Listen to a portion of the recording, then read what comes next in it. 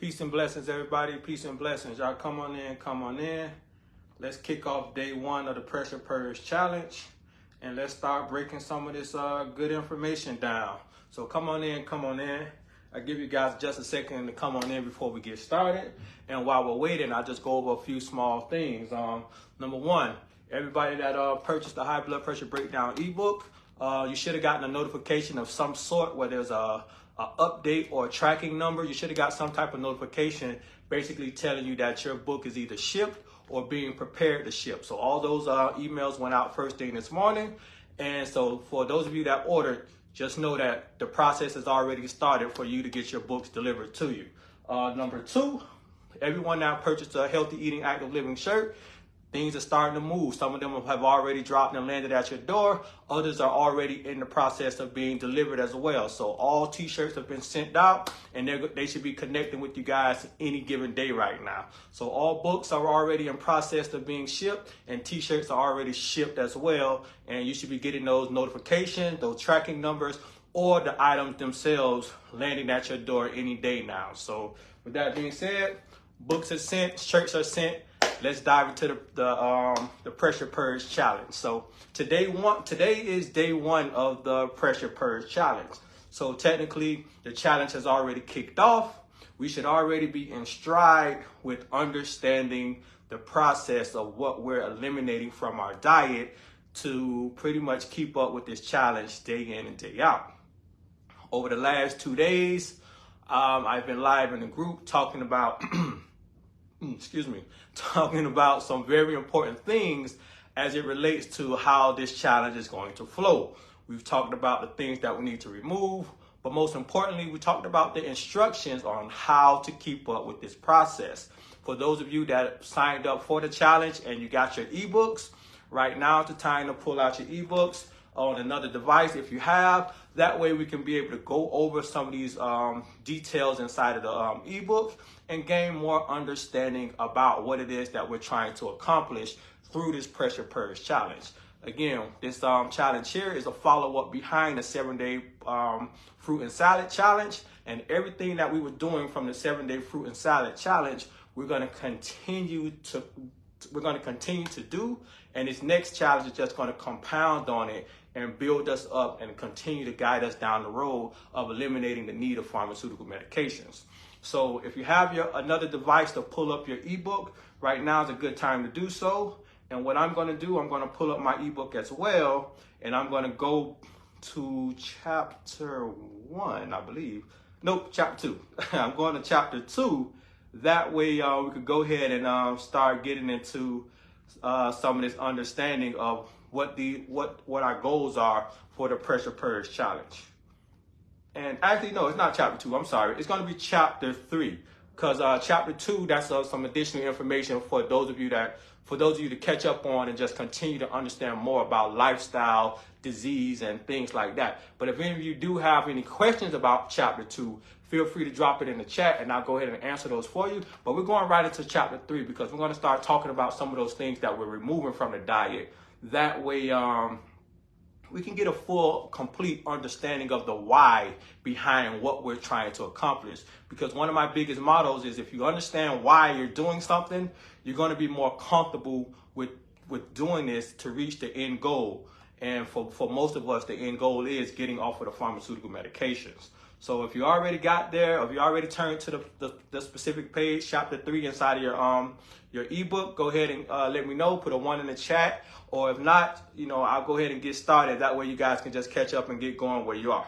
So before I even get going, how's everybody feeling with day one getting started? Because, the Pressure Purge Challenge is going to be a big challenge for a lot of people. It's going to be a complete shift from a lot of different things that we've been accustomed to doing. So how's everybody feeling and where you guys at, where you guys from?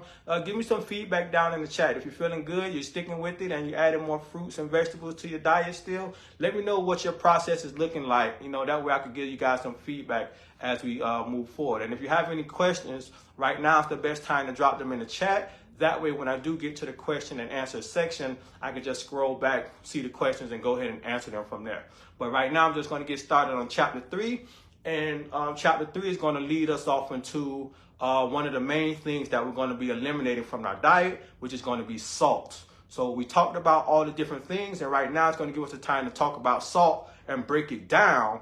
That way we can get a complete understanding of exactly why it's important to eliminate salt from our diet and how this all ties into blood pressure and rebuilding the body to correct these types of issues that we're dealing with. So chapter 3, here we go. Table salt is a mineral compound made up of sodium and chloride lacking organic properties. It possesses antibiotic and preservative qualities, but can be lethal to living organisms despite not commonly being regarded as a poison.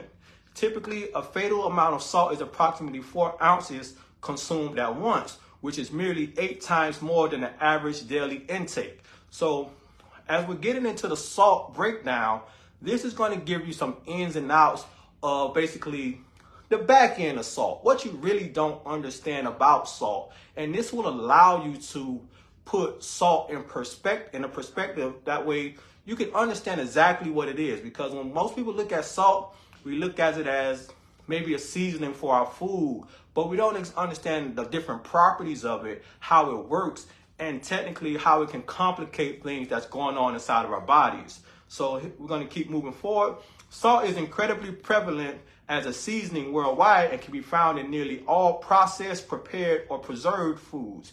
It is even included in pet food and baby food. And that's one of the reasons why we also talk about eliminating the processed foods from the diet. Because again, salt plays a role in all these things as far as preserving them and keeping them shelf stable. It's not really about making them taste a certain way, even though it is involved in that process, but it's all about keeping them shelf stable. That way these packaged foods can stay on the shelf for years and years without going bad. And we have to understand that type of preservative does damage to the body as a whole.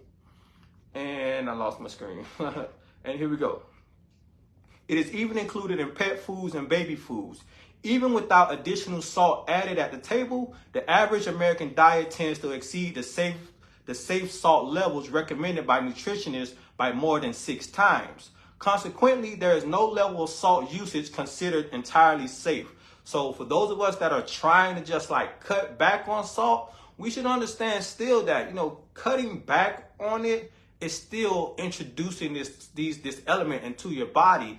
And, it can be a process to eliminate this excessive amount of salt from your diet, but we must understand how this triggers us in different ways. And again, the better you understand this part, the better able you're going to be to make some adjustments and be motivated to try to eliminate it as much as possible from your diet. So let's examine the 4 common misconceptions that defend the use of salt. Number 1, the belief that salt is necessary for life. A lot of people believe that if you don't have enough salt in your diet, that you're just going to die. So that's one reason why people just continue to consume some amount of salt, because of the belief system that if you don't have it, you're going to die or something's going to happen to you. And we're going to go over a breakdown of that. That way you can understand that a lot clearer. Number 2, the notion that salt enhances the flavor of food. Many people think that salt just tastes good and it makes everything taste so much better. We're going to break it down. That way you can have a different view of exactly what's going on during this process. Number 3, the idea that salt aids in digestion. That's where, people use the Celtic salt and these other types of salt to help with absorption and things like that. We're going to break all those things down. That way you can understand a full, complete diagram and not just one person's picture that they're painting. When you take what you think you've heard or what you know and you put it with further information, it puts you in the arena to actually make a educated decision about what you want to do moving forward. So a challenge like this is all about just opening up your eyes for you to understand the complete spectrum of what's happening. And it puts you in a position to make a better decision. That way, as you're moving forward with these lifestyle changes, you have a better perspective of what you're doing, what's good, what's bad, and how to monitor it as you're moving forward. Number 4, the assumption that salt is present in the bloodstream and is therefore an essential component of all living organisms. We'll assess the validity of each of these beliefs.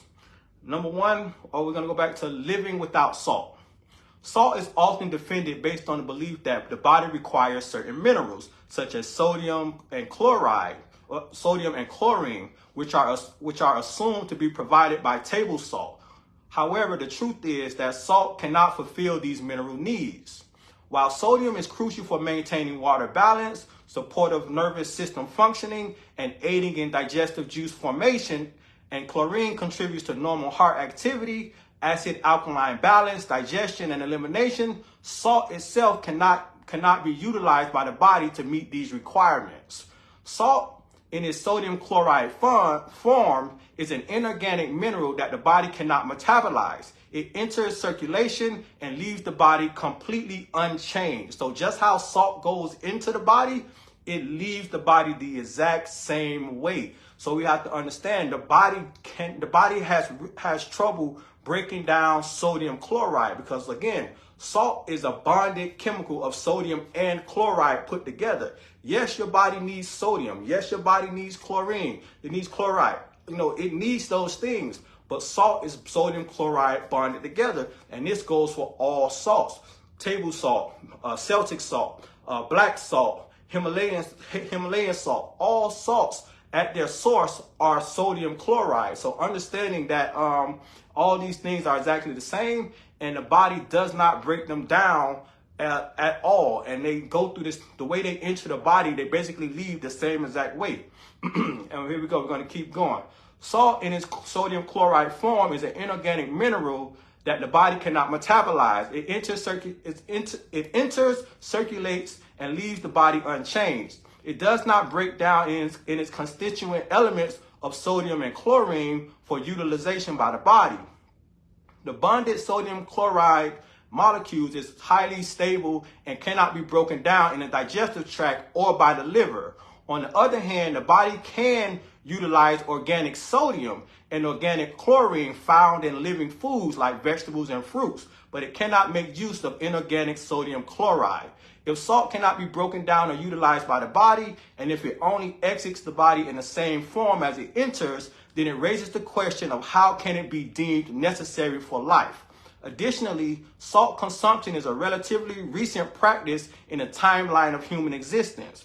Primitive humans and many cultures throughout the history did not consume salt, and there are countless individuals today, including health-conscious individuals, that still do not consume any type of salt. The body does not rely on salt for essential minerals, and the historical and contemporary examples demonstrate that a salt-free diet is viable and practiced by many people. So understand that going salt-free or drastically reducing your salt levels, this is not anything that's new. This is practiced by many people. Most people that do practice this strategy, they're not a part of the American lifestyle. They're the individuals that live in a natural, health promoting lifestyle in these countries that are free from the fast food and all these other unhealthy practices that are leading to a lot of the conditions that we're experiencing. Salt is nowhere in their diets. So understanding that you can live a life without salt, but you have to understand how to go through the process to wean yourself down and correct these issues that are going on within, because salt is one of the biggest triggers when it comes down to people that are dealing with blood pressure issues. Now, again, not all people are having, not all people with blood pressure issues have a salt sensitivity, but for the majority, this is in some way, somehow contributing to this problem. If you're dealing with weight issues, this is part of the problem there. If you're dealing with digestive issues, it's somewhere tied into there as well. So it's a lot of different connecting pieces that goes into this. So you must understand how to work your way through this process to understand if this is contributing to your problem. So eliminating salt from the diet for a period of time will help you understand where this connects to your blood pressure issues and allow for you to continue to move forward. What I've known and experienced through challenges like these and working directly with people, I've noticed that once they've eliminated salt from their diet for an extended period of time, 9 times out of 10, they do not go back to using the same amount of salt that they once used. Reason being, because their body adapts to their body adapts to the process of eliminating the excessive amount of sodium. Because one thing that happens is your taste buds start to change as you start removing these types of things from your diet. Your taste buds start to get more sensitive to certain things. And when you eliminate salt for a period of time, and then you try to introduce it back to your diet, your body's going to flat out reject it because the taste is too sensitive. Your taste buds are too sensitive, and the salt is overstimulating, and it's something that your body just can't handle at the moment. But what happens is if you continue to reintroduce salt to your diet, then your body will go back to getting used to this whole process all over again. But for many individuals, after going through this transition of eliminating the excessive amount of salt from their diet, they see drastic changes. They see the rejuvenation effects that happen afterwards. And once you start feeling these changes and seeing these changes, there is no way in the world you're going to go back to doing the things that caused you to feel bad, especially if something is helping you feel so good. So going through the process, simply moving 7 days without consuming any sodium, this is going to allow you to actually turn that light switch on in your brain, experience something new, feel the difference within yourself, and be able to connect the dots between what you were doing, what was causing your issues, what you changed, and what's helping you get better. So being in alignment and connecting the dots is going to allow for you to continue down the path to correct these issues that you're dealing with as far as blood pressure. Any questions that you guys might have, feel free to drop it in the chat, and I'll go ahead and get to it in a second. Number 2, the illusion of salt as a flavor enhancer. Most people think that salt tastes good. It's as simple as that. They're like, yeah, salt tastes good. I put salt on my food. It makes my food taste good. But you have to really just take a step back and look at this and understand it. If you take a piece of salt, a grain of salt, and you put it in your hand and you taste it, and nothing tastes good about salt. For something to taste good, for something to make something taste good, it needs to taste good itself. And when you taste salt directly, your body flaps out rejects it. Like, I don't like that. I don't want that. No one's going to take a teaspoon of salt and consume it and enjoy it. So you have to get that out your mind, that salt makes food taste good. It just doesn't work that way. But we're going to go into the process of what's actually happening. That way you can connect the dots between what you're doing, what you're experiencing, and just make a more educated decision about how you want to move forward. And again, like, we all have choices to make. Some people might listen to this and be like, I ain't with it. I can't do it. That's fine. But my belief is everyone's going to come across some information that can change their life, but it's up to the individual to actually be proactive and give it a try to see what actually comes about with the information that they receive. So here we go. We're going to dive into this aspect right now. The illusion of salt as a flavor enhancer. Even when people acknowledge that salt lacks nutritional value, they often defend its use by claiming that it enhances the flavor of food. The common justification for consuming salt is, salt makes my food taste so much better. But does salt truly add any flavor? Take a pinch of salt and taste it. Does it have a distinct flavor that is appetizing or pleasant? No. If salt itself lacks flavor, how can it enhance the taste of food? Missed my page. The truth is, salt doesn't actually add flavor. It works by irritating the taste buds on your tongue.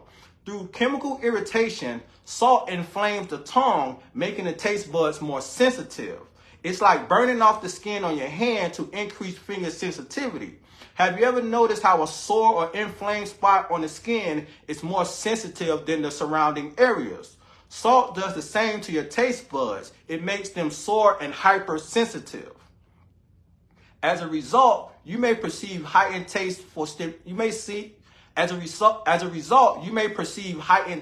stimulation, but you're not actually experiencing an increased amount of true flavor from the food. Salt is not capable of adding flavor or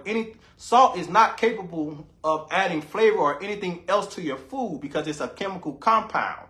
A chemical compound cannot provide you or your food with anything extra, except perhaps some irritation, some stimulation that is mistakenly interpreted as flavor. So we must understand that when you're consuming this salt, it's not enhancing anything. It's causing irritation, and it's causing surface level damage every time that you consume it. Think of it this way. The best way I can put it, I got this example from a client of mine a few years back, and it was like, you know, their wife prepared some rice, and one day she prepared it. Well, rice was one of their favorite foods, and his wife prepared rice this one particular time, and she didn't salt it. She didn't season it and put anything in it because they didn't have any. And he noticed that he just didn't consume the same amount of the same amount of rice as he normally does. She made one of their favorite dishes.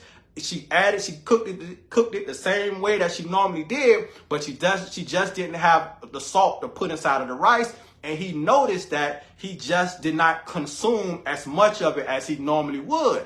And then he said his wife asked him about it, like, what's up? And he was like, it just doesn't taste good. And the only thing that was missing was the salt that's in there. So when I connected the dots for him, I helped him understand that the only reason you eat so much rice is because the stimulation effects from the added salt that's in there that just stimulates you and makes you continue to consume it, so much of it. So when you understand that salt plays a big role in weight issues and obesity because of the overstimulation that leads to overeating, this is a trigger that leads down so many different pathways. The triggering of overeating that leads to obesity, the triggering of the issues that happens with the blood pressure, it causes a cluster of metabolic issues in the body when you're consuming it. And a lot of them are so small and minute that they build up over time and then become this bigger problem.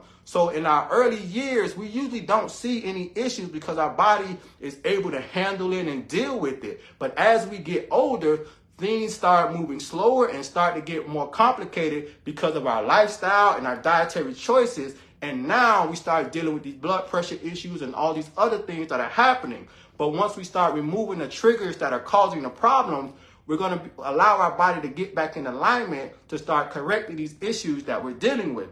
And salt is definitely one of them that we need to understand. We need to make the adjustments to. That way we can better understand our blood pressure, identify if this is one of our triggers, and that way we can move forward with correcting our lifestyle and improving our overall health. Number 3, is salt essential for the bloodstream?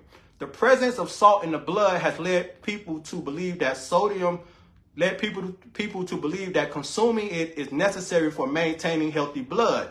Indeed, there are various mineral salts, including sodium chloride, found in the blood. However, does this prove that table salt is an indispensable component of the bloodstream? In the cases of individuals who have consistently consumed excessive amounts of salt throughout their lives, there's a constant circulation of sodium chloride in their bloodstream. So understanding, if you've been raised just eating salt from yay high all the way to now, of course, there's always going to be salt in your bloodstream because you never allowed the body to purge and eliminate the salt that you're consuming. Because every day you're pouring more in. You're microdosing yourself with a little bit of salt here, a little bit of salt there, a little bit of salt here, a little bit there with everything that you're consuming. So there's always going to be some level of sodium in your body until you go you go and you say no more, like enough is enough. And a challenge like this 7-day challenge is going to allow for you to stop, shut it down, and allow your body to purge out and eliminate the excessive amount of sodium that's within itself. And this is when your body's going to respond and tell you what's going on with it, especially down this different pathway. When you do this type of thing, as far as eliminating the excess amount of sodium, the first thing that's going to show up is your body's going to drop that excess water weight that you're holding on to. Wherever that water weight is at, whether it's in your neck, your shoulder, your stomach, your side, your legs, your up under your arm, your body's going to flush and drop that excess water weight.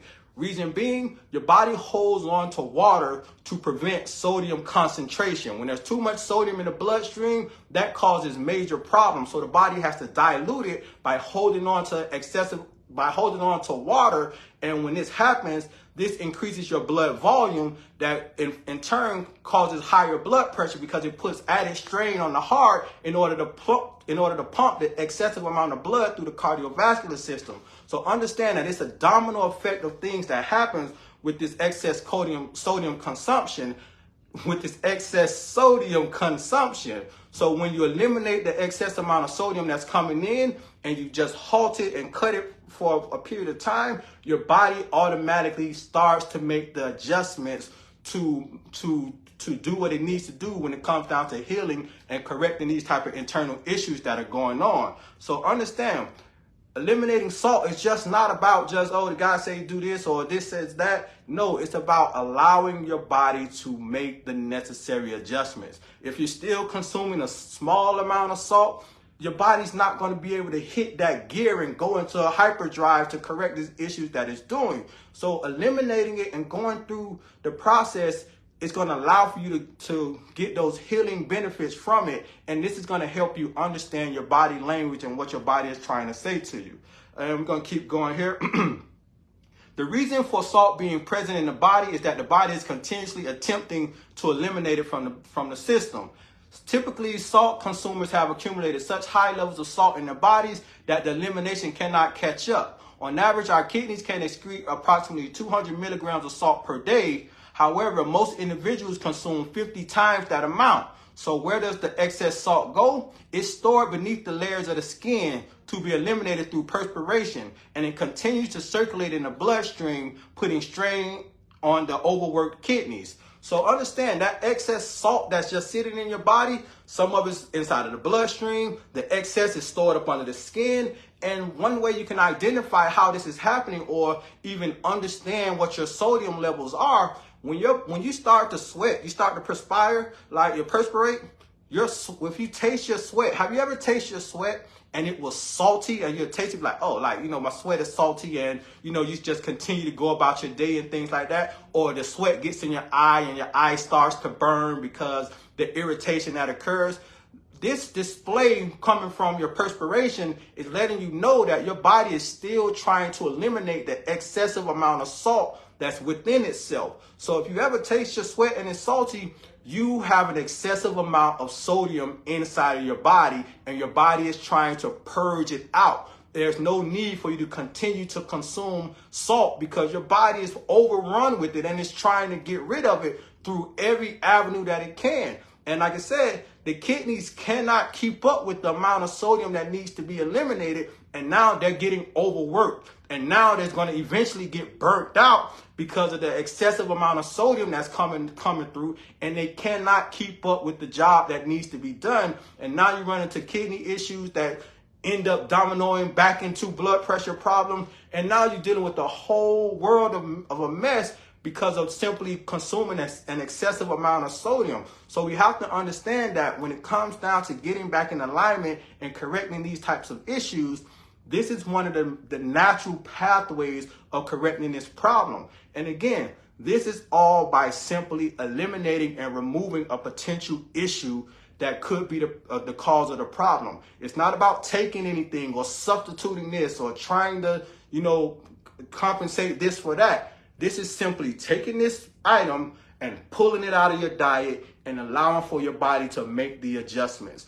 There's no other way around healing. Don't try to supplement this and try to do that and try to create some concoction for this. No, take the straight route. Take whatever's causing the problem out and let the body do what it needs to do. And I can guarantee you, your body's going to talk to you and tell you what to do next. That's the main thing. Stop and listen to your body and let your body guide you through the process. Any questions you guys might have, feel free to drop it in there, and I'll get to them as I get to the end of this section here. And boom, here we go. Nope. Where am I? Oh, yeah, I already cleared that. Cool. All right, here we go. The next one. Salt as an antibiotic.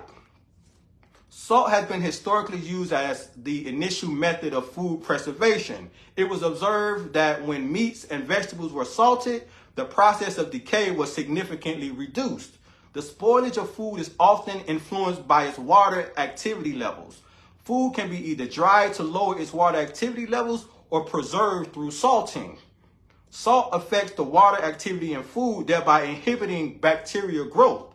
Salt acts as an antibiotic.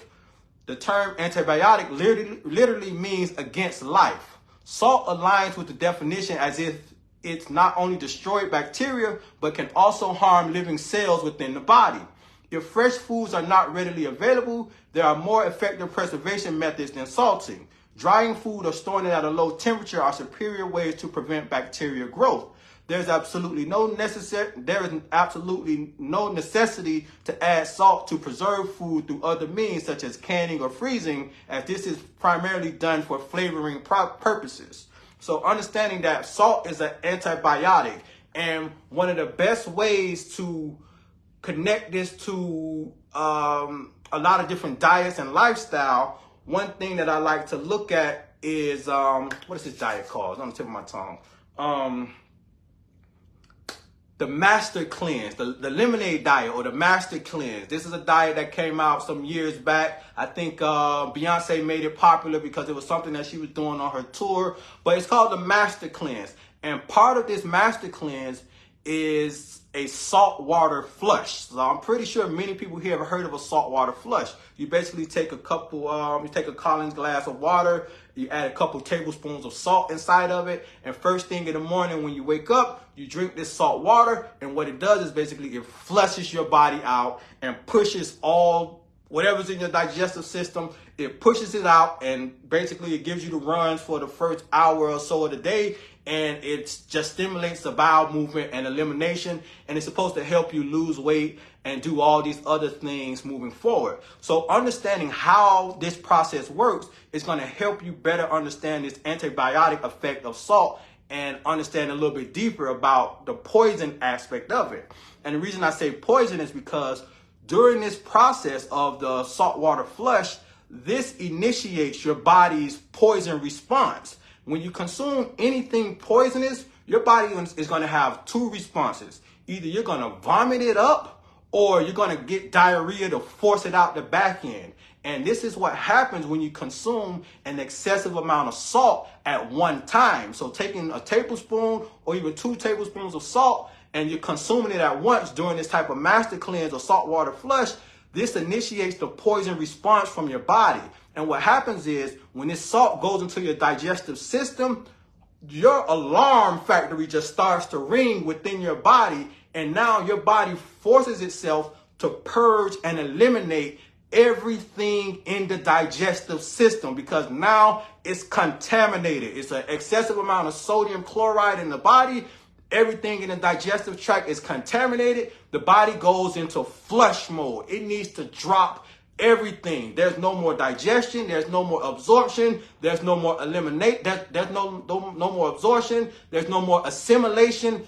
All that ceases when you do something like this, and the body drops everything that it's doing and rapidly eliminates to prevent sodium concentration or the body becoming too toxic from the excessive amount of sodium that's consumed. And this process, at the same time, it damages your microbiome. It causes other damage to the bacteria and the organisms in the gut, and it leads to a domino effect of problems that can ultimately hurt you in the long end. So understanding that salt is a poison, it works. It gives, when you consume it in an excessive amount, it gives a poison response to the body, and it's not meant for you to consume, especially in that way. But unfortunately, every day we microdose ourselves with a little bit of salt here, a little bit there, and this little bit is not enough to poison us, but over time it builds up and leads to these chronic issues that we're dealing with. And again, some people are more sensitive than others,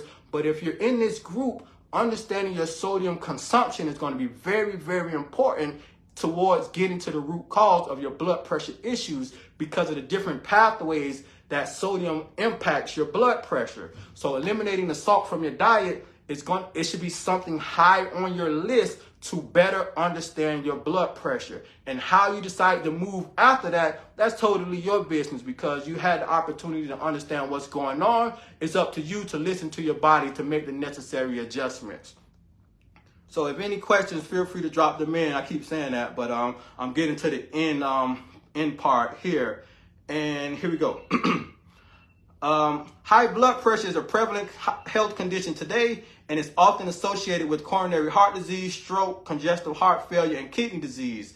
A 35-year-old man with high blood pressure, a 35-year-old man with blood pressure 14% above normal may lose 9 years of his life expectancy. And that's me. I'm 35 years old. If my blood pressure is 14% higher than normal, I'm cutting off almost a decade of my life simply because I'm making poor choices and not living a life that's health promoting or just in alignment or even just responsible to just take these types of things into consideration. So understanding if your blood pressure is 14% higher than the normal where it's supposed to be, you're shaving off years of your life just for no particular reason, where you can simply work to make the necessary dietary changes, the necessary lifestyle changes, and continue to enjoy your life as you get older. A lot of people feel that as you get older, you're just supposed to get slower, just start aging, start breaking down. But that's simply not the case. And when you look at people that live health promoting lifestyles,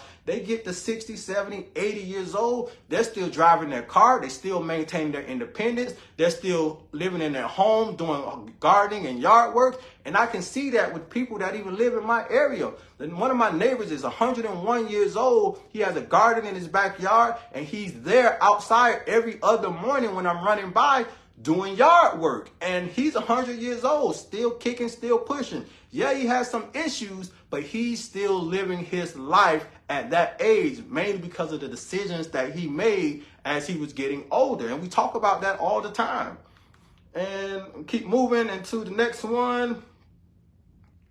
A 45-year-old man with blood pressure 17% above faces twice the risk of heart attack and 4 times the risk of a stroke compared to a healthy individual. When a diet contains 2.8% salt, which is typical for Americans, it is regarded as clearly hypertensive and capable of shortening life. Salt acts as a potent diuretic, causing the body to utilize water from the blood and lymph in order to excrete it through the kidneys.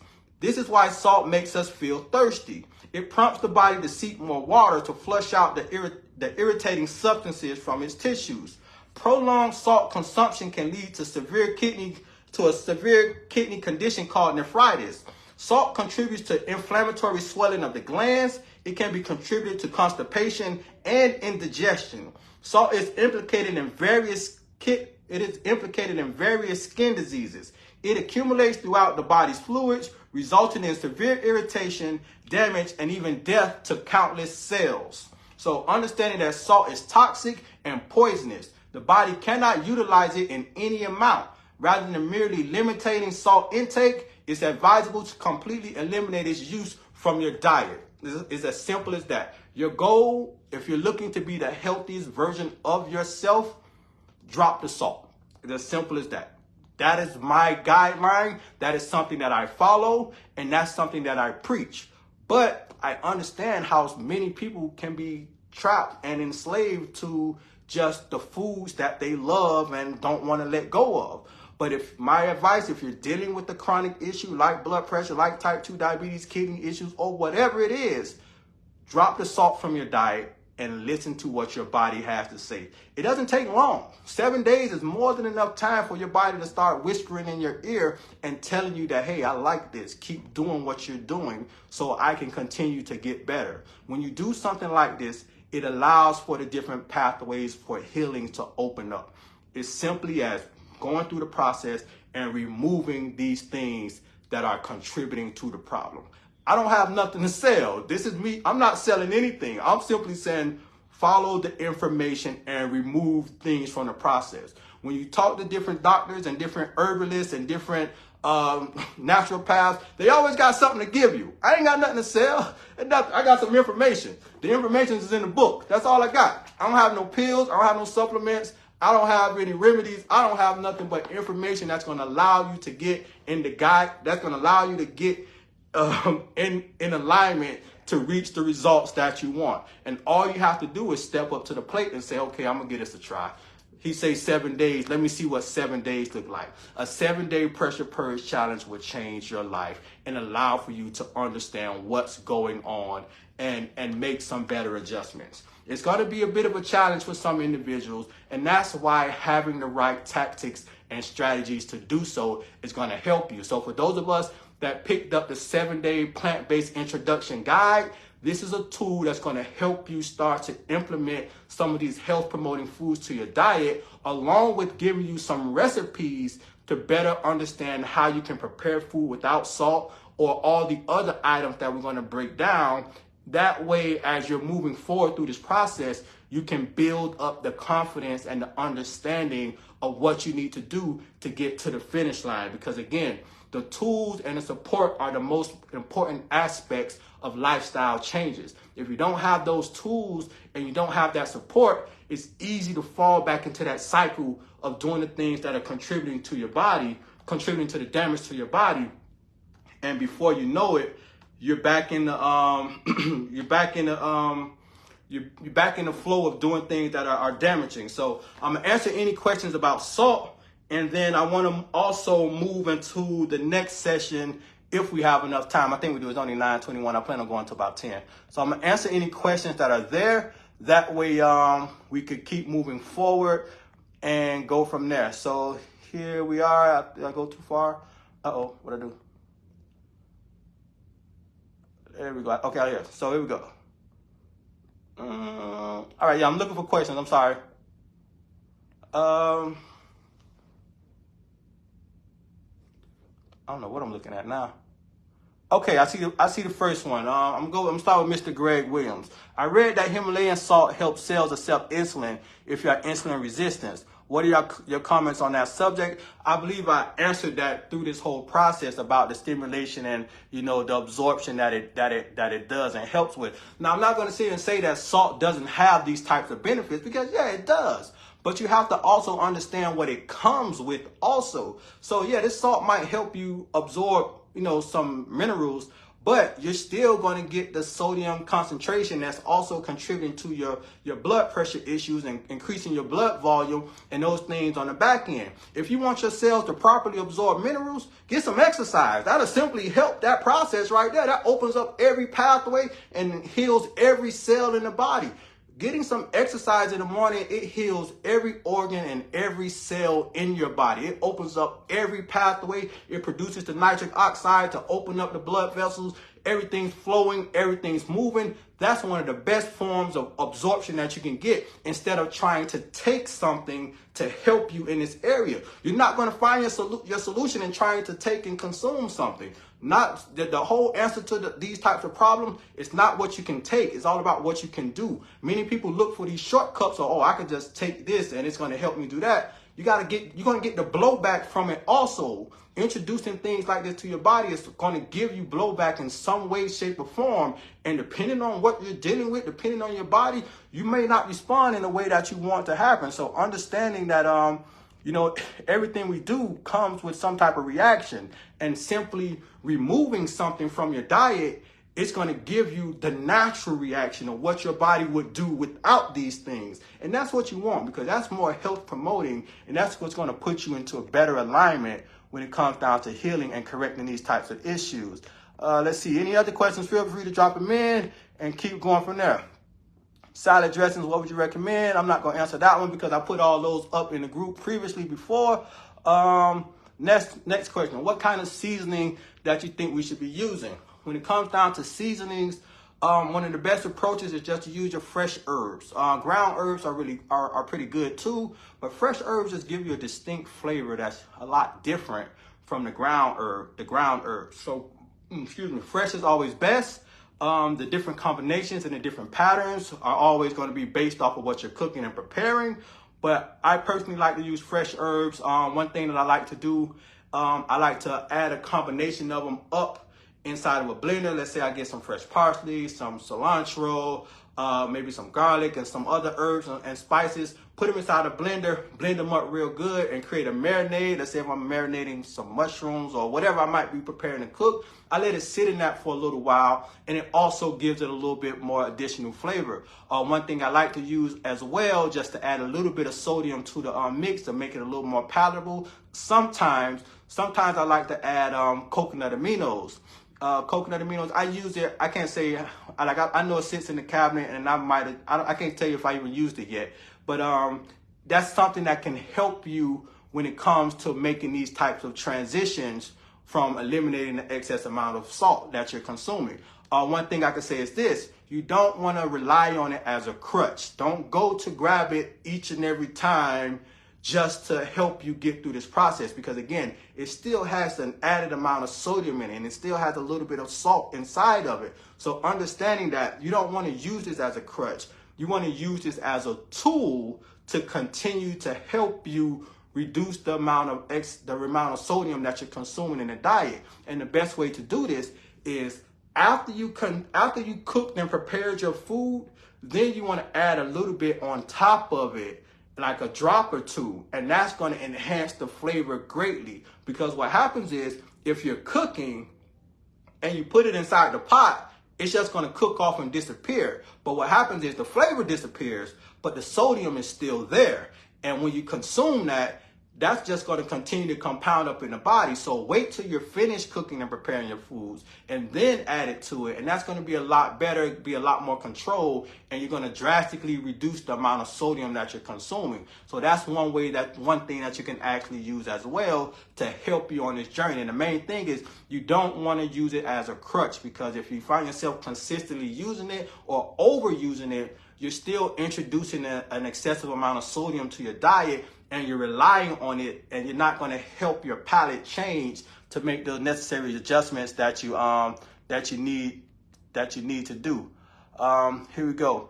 The vegetables, will you prefer the vegetables grilled or steamed? Steamed is always going to be best. Lightly steamed is going to be the best way. I don't really like the process of grilling, mainly because when you grill things, the char marks come on it, and then that's a whole nother effect that we just want to stay away from, especially when it comes down to the healing aspect, because char and carcinogens, that leads to a whole different problem.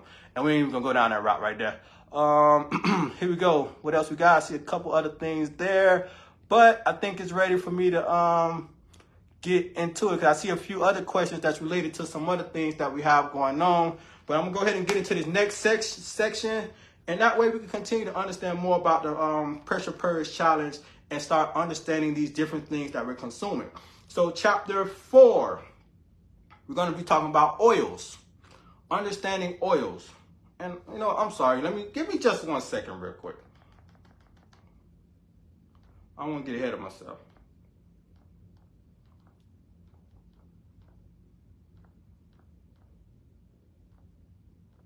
All right, chapter 4, oils. And I need to see one thing to make sure that I'm on the right path.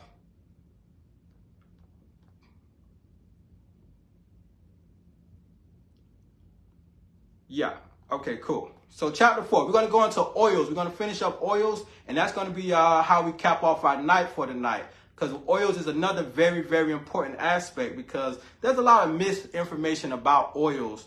And the main thing is, I want to throw some things in the air that, and hopefully you guys absorb and understand, to be able to connect some dots about oils and how they affect the body as a whole. So we're definitely going to do oils today, because again, I think this is important, especially for the beginning of a challenge. That way you can understand and get a grasp of it. Because one thing that I did see earlier today, an individual commented and said they can do without the salt and the sugar, but they don't feel like it's necessary to eliminate the oils. So I want to get into this a little bit better. That way you can understand it as a whole, and figure out how it works for you. That's the main thing. So chapter 4, understanding oils. In this chapter, we will dive into the detrimental effects of free oils and the consumption of heated fats. It is crucial to comprehend the risks associated with these fats in order to make informed decisions about our dietary habits. So free oils, the definition and the types. Free oils encompasses fats and oils that are extracted from natural food sources such as peanut oils and lard.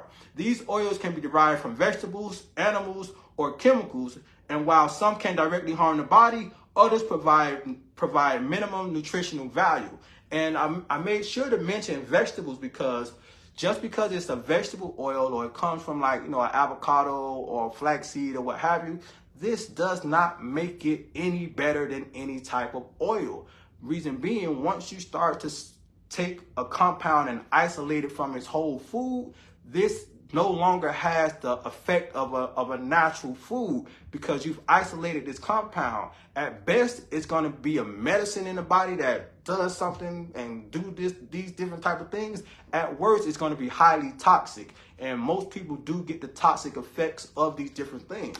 So we're going to dive into this aspect. That way we get a good understanding of these types of oils. Vegetable oils. Commonly used vegetable oils like corn oil, olive oil, safflower oil lack essential proteins, carbohydrates, and minerals. They possess an imbalance in nutritional content, mainly supplying oil without substantial nutrients. These oils are often subjected to treatment involving pesticides and preservatives, leading to oxidation and rancidity. So understanding when it comes down to vegetable oils, I named a few in here, but this goes for all oils. Olive oil, coconut oil, flaxseed oil, grapeseed oil, avocado oil, all oils. There's no oil that doesn't fall under this category. The only thing that you could bring questions to and say that it doesn't fall in this category would be fish oil and black seed oil. Reason being, these are medicinal style oils that people use for their medicinal properties. And we don't necessarily cook with fish oil or cook with black seed oil. And they have different uses and different effects. But other than that, all oils fall under this process. Doesn't matter if it's organic, cold pressed, your grandma made it. It doesn't matter. It falls under this same process because of the simple fact that when you isolate a compound from its natural source, it no longer responds the same in the body. When you take oil, let's say you take olive oil. This is one of the biggest ones I like to talk about because it's always labeled heart healthy and people have this great idea behind it. When you take olive oil and you take that olive and you extract the protein, the fiber, the water, the vitamins and the minerals and all these other enzymes and compounds, and you just leave the fat, it's no longer a whole food. And now you're left with just a pure form of fat. And what happens is when you take this olive oil, it doesn't matter how you decide to consume it. Let's say you take this olive oil and you just drizzle it on your salad. You take this olive oil and you put it in a saute pan to saute your vegetables. You take this olive oil and you decide to make cookies.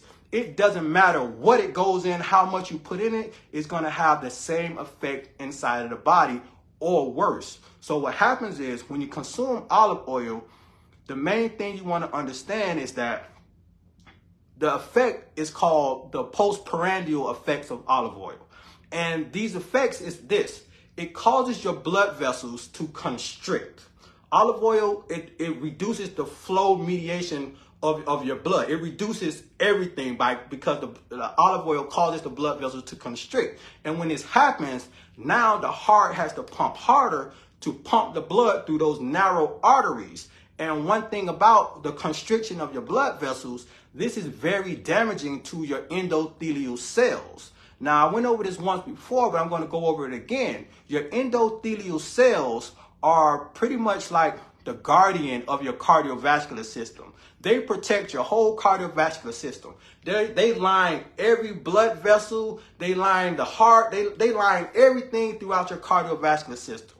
They have multiple jobs to do, and they're the innermost lining of your blood vessel and your heart. And what happens is when these blood vessels begin to constrict, now they start to shift and move and touch each other and get damaged and get broken down. And when this happens, they're no longer able to function at their optimum levels. And every time you consume oils, this happens. And particularly olive oil is one of the main ones. But every oil that you consume, this happens. They start to shift and hit each other. They start to break down. They no longer produce the nitric oxide that they need to dilate the blood vessels so the blood can flow through smoothly. They start to get out of place, and now they leave cracks in between the blood vessels, and now the blood cannot flow through smoothly because plaque starts to build up in those spaces in between, and it causes a whole bunch of other complications. But one thing is that you have to understand this. This stuff doesn't just happen overnight. The body is very resilient. The body is great at hiding disease. The body can protect you from disease for 10, 20 years, And then all of a sudden it just can't go anymore because of the burden that you put it up under. So understand, the body is so good and so strong at hiding a lot of things. Many of us went 10, 20, 25, 30 years with problems and nothing just happened. And then all of a sudden, it's just like, all of a sudden I just got high blood pressure. Or all of a sudden I got diabetes. All of a sudden this happened. But the body is very, very resilient and it's good at hiding things. Now what happens is, over the course of time, this blood vessel constriction from the foods that we're consuming and the other damages that is happening to our body, the body hides it and conceals it, and it works to repair and do these different things.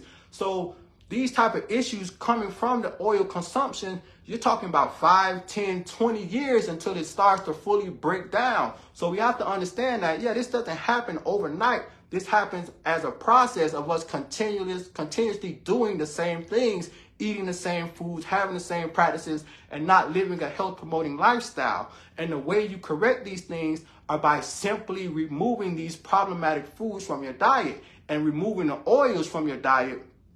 It's going to allow for your endothelial cells to get back in alignment to correct the issues that's going on within.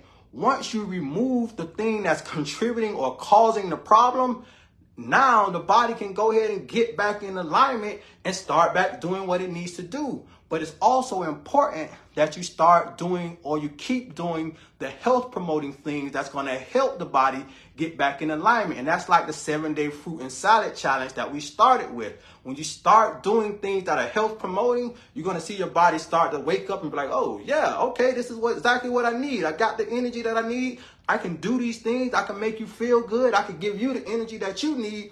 And it goes back and forth. So now when you start with this pressure purge challenge, you're going to be removing those foods that are contributing to the problem. And you should also be putting those healing foods that's going to give your body the potassium, the magnesium, the calcium, the zinc, and all those things to build itself up. And this is going to allow for those cells to start functioning at a higher level. And in turn, they're going to thank you for what you're doing for them by giving you the energy, by helping your hair grow back, by making sure your fingernails are nice and strong. They're going to start displaying health in many different ways. So understanding that it's all up to you to get back into alignment and allow for the body to work the way that it does. And removing these particular items is going to help you do so. So understanding that when you look at a bottle of oil that says heart healthy oil, you can walk down the oil aisle in any store, it's going to say heart healthy oil, heart healthy oil, heart healthy oil,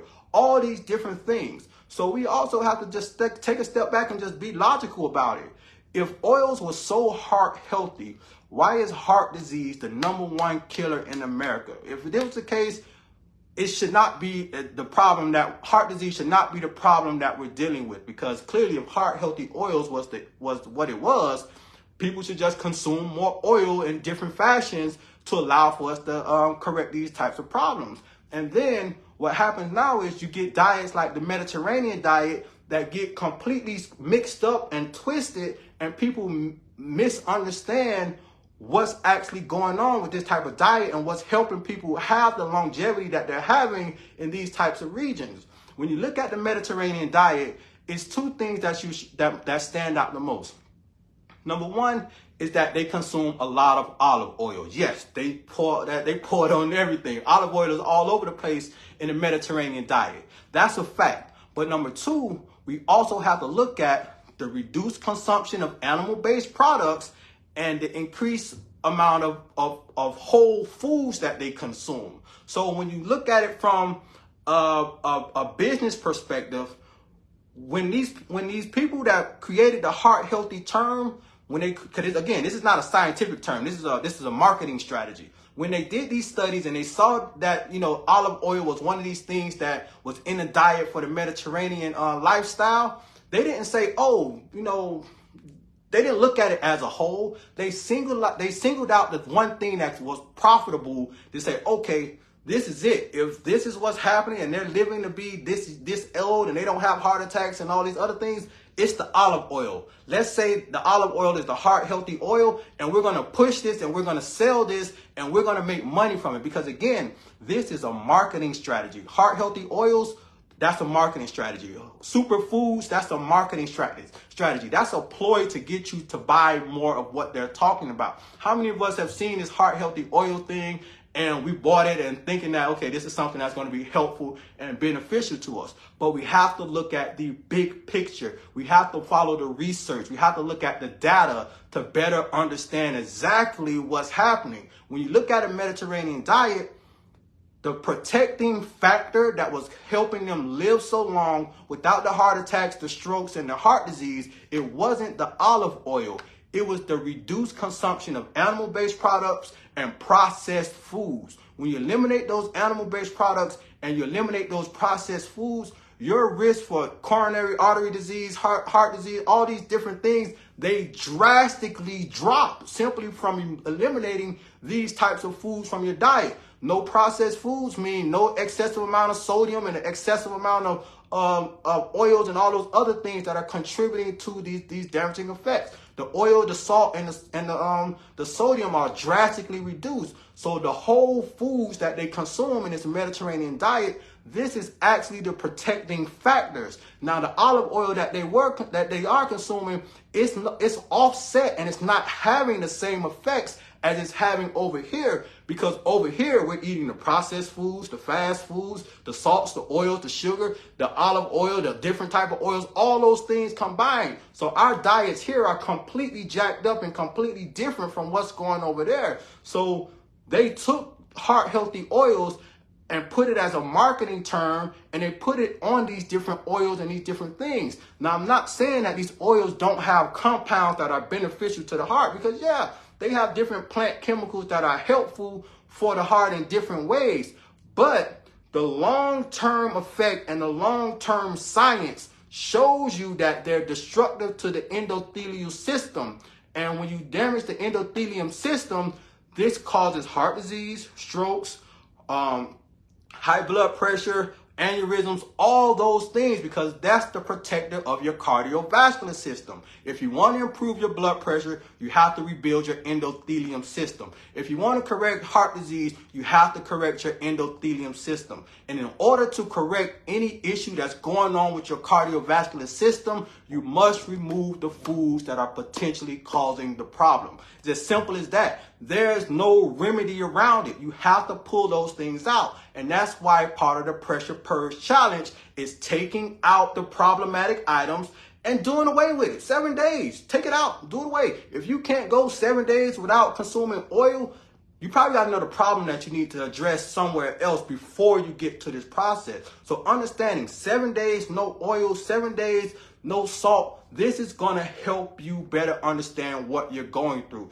This is going to open up the pathways for healing and allow for your body to talk to you in ways that you haven't heard in 10, 20, 30 years. And understanding when your body goes to saying, yeah, that feels good, and wakes you up 6 o'clock full of energy, or the swelling in your feet just disappears overnight and you're able to walk back and forth comfortably and get up out of your chair without your back hurting, and you see the scale move down 9 pounds, 10 pounds in just 5 or 6 days, that's your body language saying keep doing what you're doing, because now the compound interest of week after week of doing what's right, your body is going to display that. And that's what health promoting practices are all about, allowing for your body to do what it needs to do and talk to you the way that it needs to. Because if something's telling me something right and I'm seeing it and feeling it, I'm pretty sure you're going to keep moving in the right direction, right? To keep doing whatever's happening. And that's what it's all about. That's going to be all the motivation that you need to keep moving forward. So next up, animal oils. Animal oils, including lard and butter, contain high levels of fat. The extraction process involves superheating. The extraction process involving superheating makes them highly susceptible to rapid rancidity. Moreover, animal fats tend to accumulate environmental toxins, which can contribute to cardiovascular disease. Chemical oils. Chemical oils, which are derived from synthetic food industries and petroleum byproducts, are relatively recent additives to our diet. Found in products like artificial butter and coffee cream, these oils provide no nutritional value and may have unforeseen long-term health consequences. Fats in cooking. Excuse me, I'm talking too much. Foods cooked with fat, such as French fries, potato chips, donuts, often involve the use of heated fats. When fats and oils are heated to high temperatures during cooking, they become carcinogenic and toxic to healthy cells. Consuming foods prepared with heated fats can have detrimental effects on the body. Digestive challenges and elimination. Heated fats lose their ability to be effectively emulsified and digested.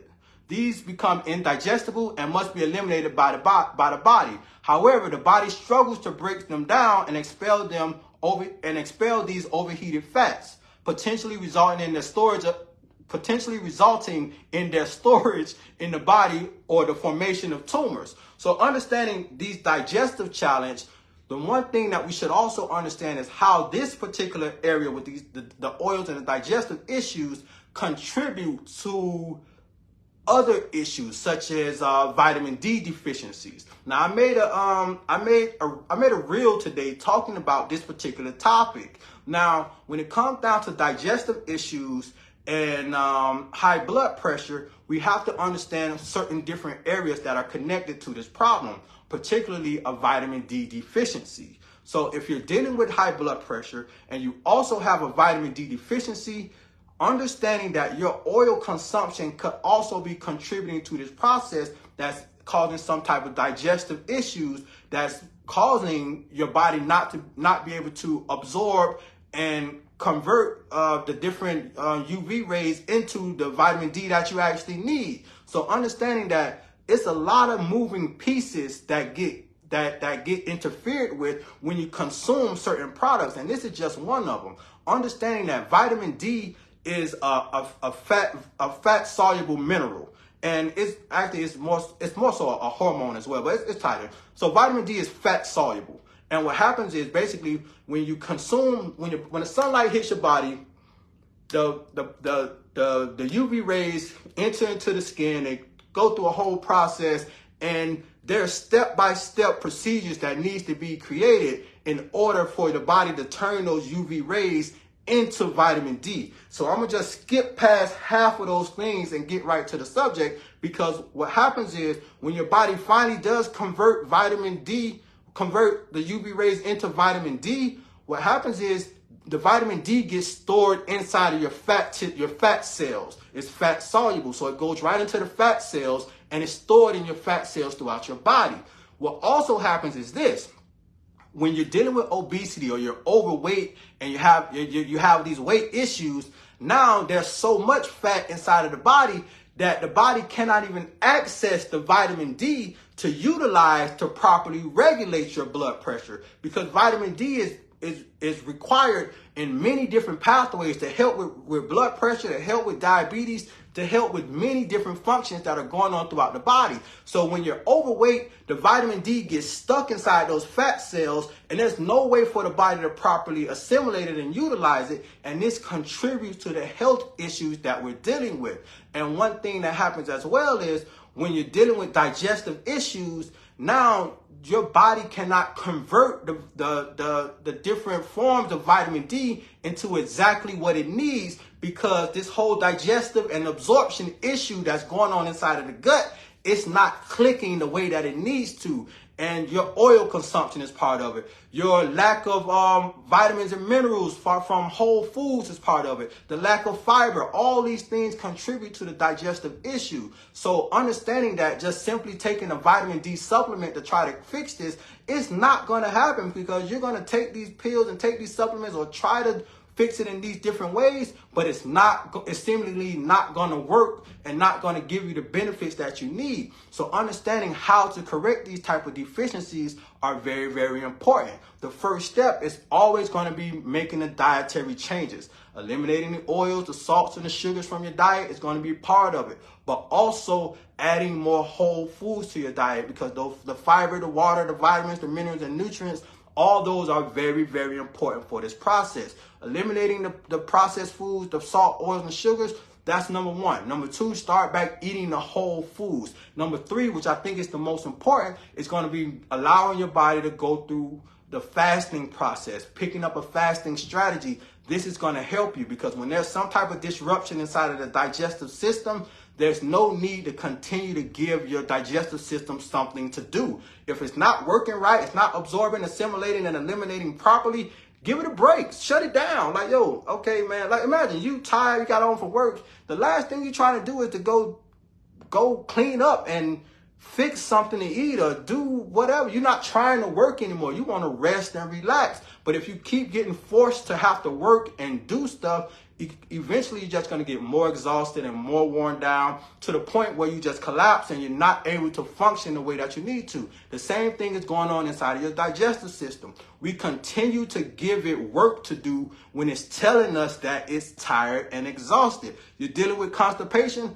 Stop eating. Simple as that. That's stop eating. Stop eating. Shut it down. Allow for your digestive system to get out whatever's inside of it and make the necessary adjustments. Simply giving your body the rest that it needs to allow for this rejuvenation to occur will allow you to take some large steps towards correcting these internal issues. So understanding a fasting strategy that you can apply to your lifestyle will allow for you to actually get over these humps, correct these digestive issues that are going on within itself, and allow you to continue to progressively get better and move forward. When you keep reaching over the counter for some Pepto-Bismol or reaching over for a laxative or trying to take a colon cleanse and these things, you're only aggravating the system. You might get a good bowel movement and it might clean you out for a second, but I can guarantee you the next time you have that issue, it's going to be worse than it was before, and you're going to be no closer to solving the problem.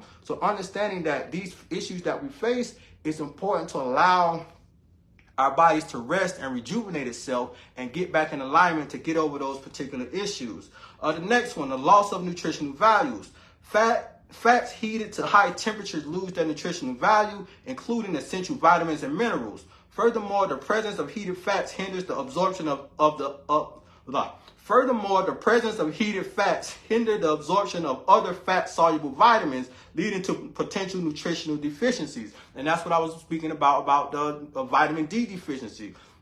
These issues all are tied into each other. So when you're offline in one area, then boom, everywhere else tends to be offline as well. So when you get back in alignment in this particular area, boom, everything else just seems to just go back to working normally. And a lot of people experience this type of effect during the last challenge, the simple fruit and salad challenge. They gave their body the potassium, the magnesium, the calcium, the zinc, and all those things that it needed, the fiber, the water, the vitamins, the enzymes. They gave their body those things, and seemingly the blood pressure issues just went away like magically, like, whoa.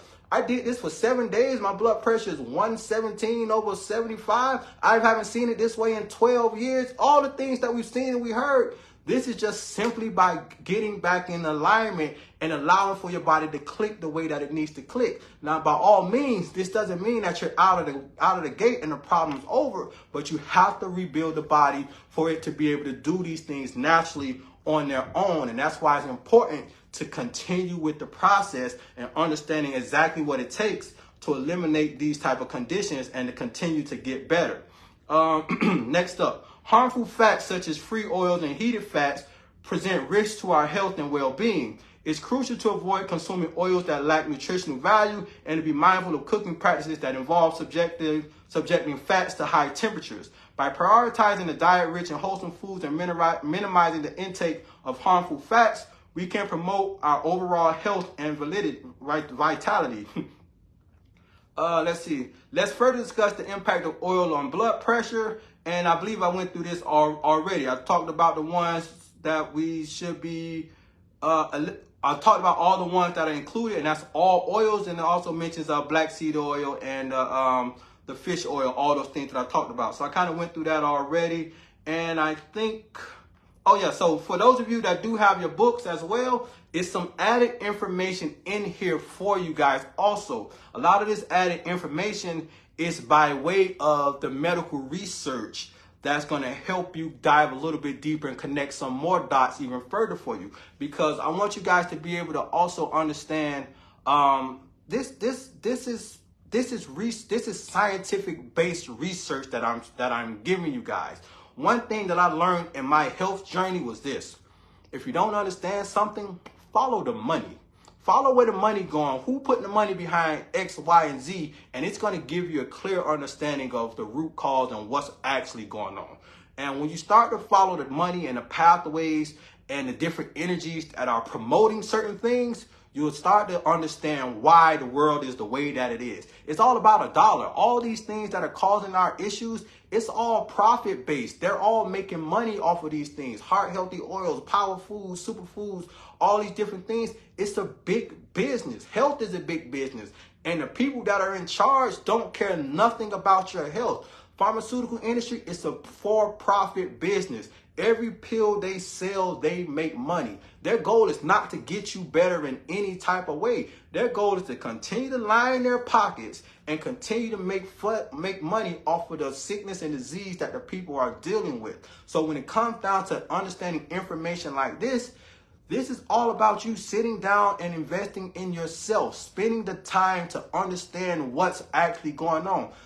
There's nothing that's happening in this world that you cannot track back and understand exactly you can't track back what's causing or how it's affecting you in any type of way. So understanding that a lot of this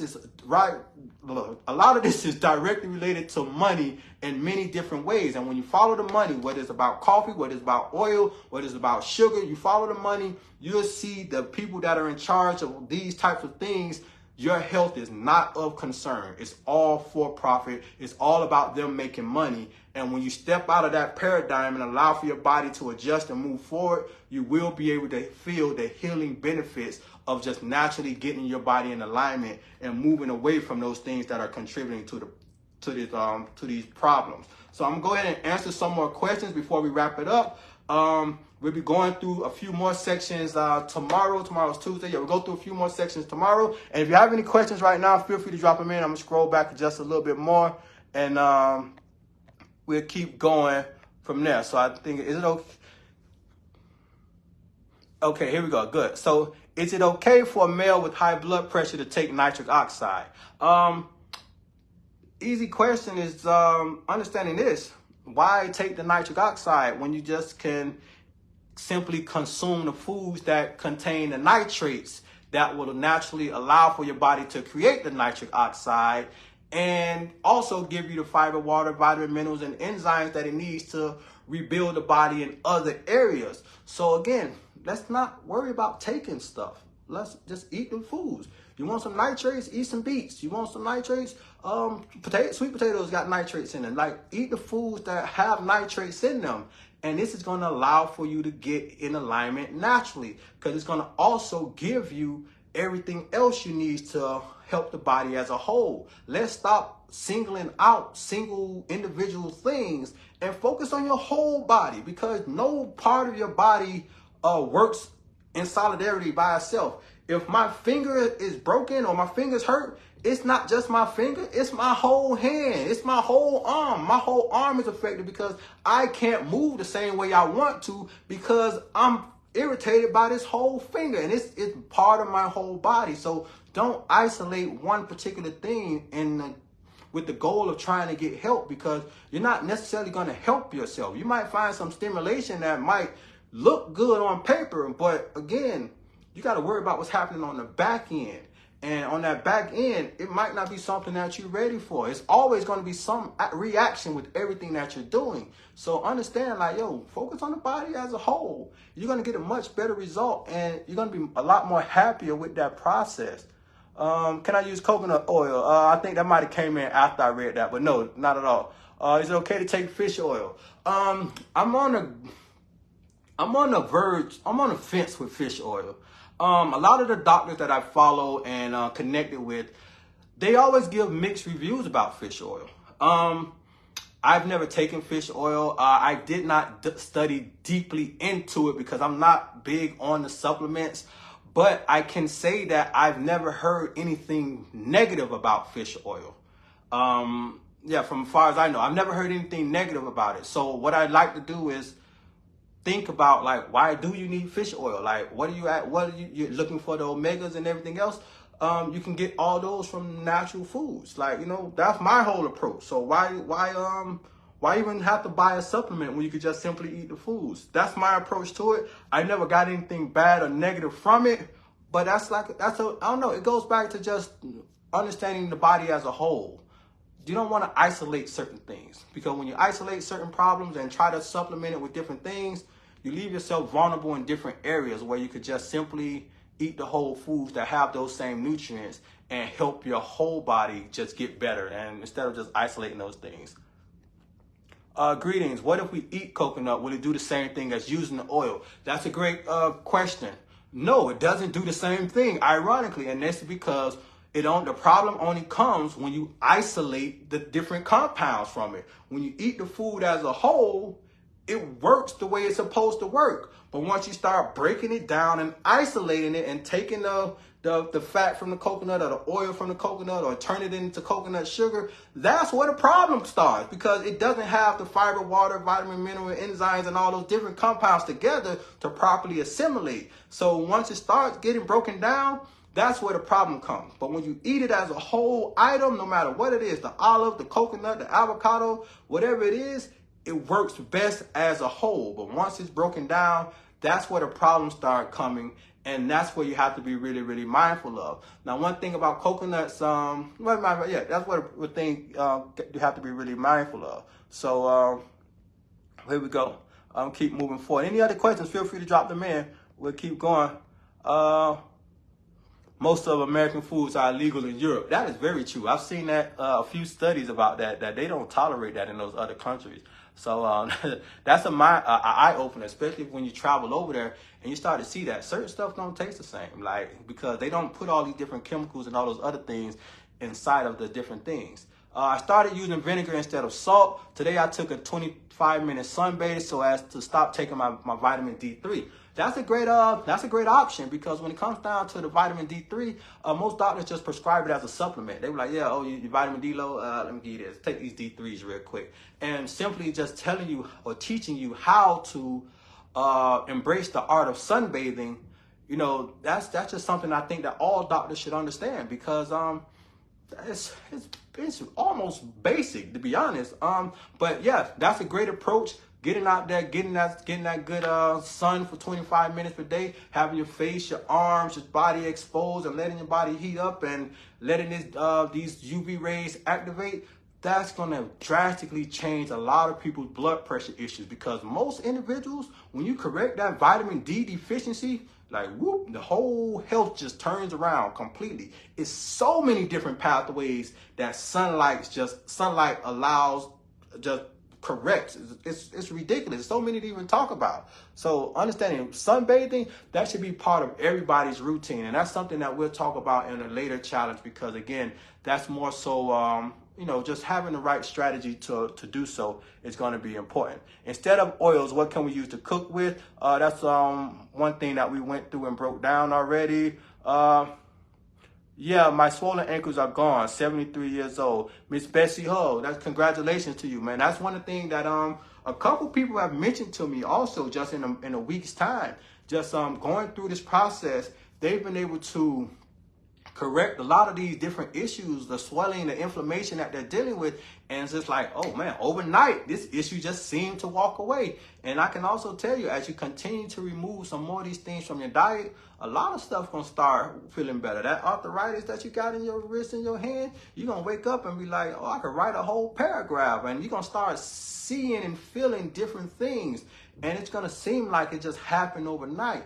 But in actuality, it's just you getting in alignment and letting your body cleanse and do the things that it needs to do and rebuild itself. That's part of the rejuvenation aspect. So a lot of those little nicks and things that we feel, those cracking and those aches that we feel, they're going to seemingly walk out of our life when we just get back in alignment and allow for these things to continue to adjust and make the changes that we need to.